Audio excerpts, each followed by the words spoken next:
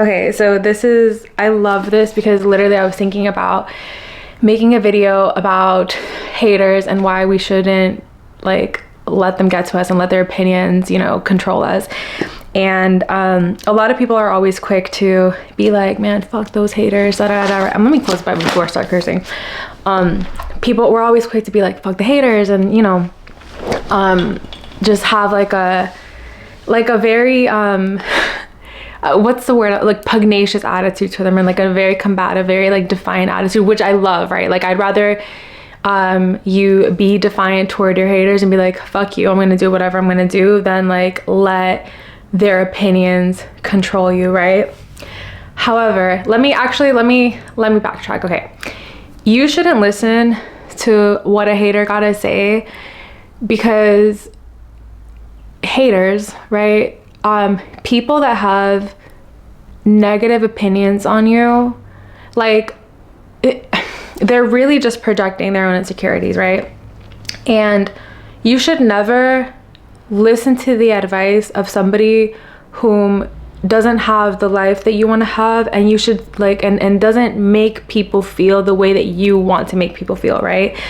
I've had so many people in my life question me, try to put me down, throw shade, whatever. And I used to let this get to me a lot, but then I asked myself, I'm like, okay, does this person lead a life that I want to live? And does this person make, like, how does this person make other people feel, right? Because at the end of the day, it doesn't matter what you have, who you are, what your job is. Your legacy is how you impact others. So I question, what impact is this particular person making on other people's lives? Do they uplift people? Do they expand people? Do they help people? Are they generous? Are they kind? Are they humble? Or does this person put people down? Are they condescending?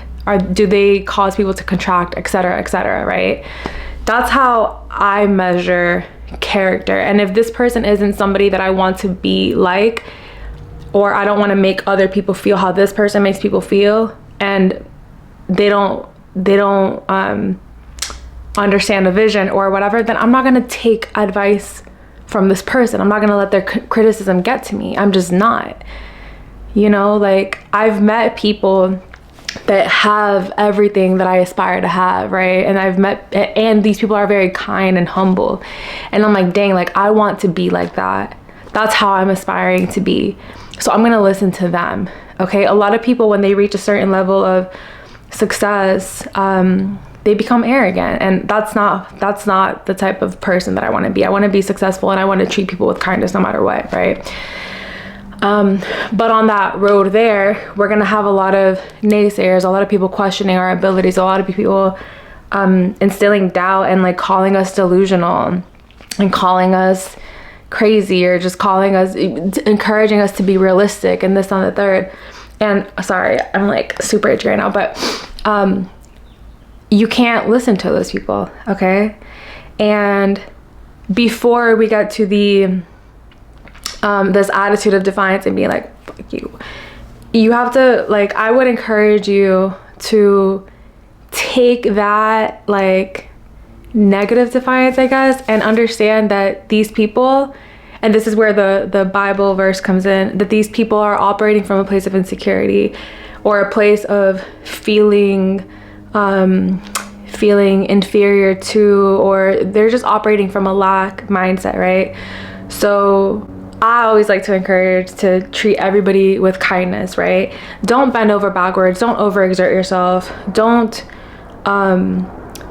let people take advantage of you. Have discernment and have boundaries, right?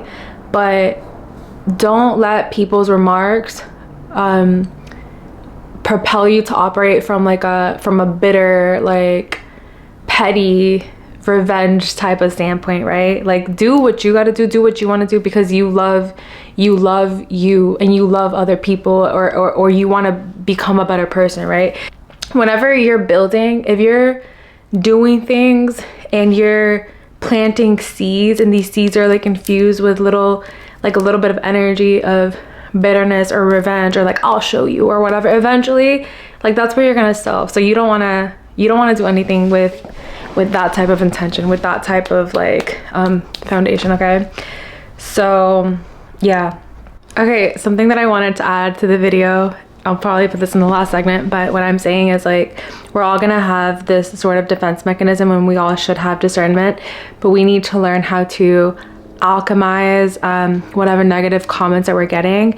And instead of having this attitude of defiance or like bitterness towards them, or like this petty revenge, we need to learn how to alchemize it and turn it into like love and compassion, and understand that people that are naysaying you are operating from whatever place that they're operating from, right? And we just have to keep on doing us and send those people love, right? Like, let it fuel you a little bit, but eventually I want you to like transmute that and alchemize it and send these people love. Because if you're growing and you're not alchemizing that, I think that that's when it becomes like a part of your personality, and you're going to keep on attracting that on major levels. And then eventually, like, if you learn how to alchemize it while you're getting to certain points, then you'll have it, like you'll have that hate or that negativity come to you, but it won't affect you because you've learned how to transmute it. Okay, I hope this makes sense. Let me know if you have questions. I love you. Bye. Right before I started recording this, I always turn to the Bible, and like I literally will pray and I'll ask God for a word, right? And I wanted to make a video about haters, okay, and how to deal with them and how to not care what people have to say. And I was like, God, give me a word for today for whatever content I'm about to do. And literally I turned to page 651 of my Courage for Life Bible, and it's Job. Down here it says like what the verse is about, and it's Job 12:1 through 13:19. Okay, and it says, be an encourager. And it says, pray, Abba Father, give me a heart of compassion for others and help me to speak words of encouragement that lead people to a closer relationship with you. Observe, in his longest speech so far, Job addressed not only Zophar's remarks but also Eliphaz's and Bildad's. His argument was not about who had caused his misery, but why it was happening at all. Job responded to the harsh and judgmental words of his friends by firmly confronting them for their lack of empathy and compassion. Interpret. At times, other people will be quick to kick us when we are down, even when their criticism is warranted. Their approach is unnecessarily harmful. The Bible teaches us to be encouragers. We are to love one another, build each other up, use words of encouragement, share each other's burdens, and be humble, gentle, and patient with one another. Apply. List any attitudes, emotions, or circumstances that keep you from being an encourager. How will you overcome these obstacles? Embrace a life of grace. Who needs godly and encouraging counsel from you? Journal a prayer for wisdom and commit to giving others wise and sound biblical advice.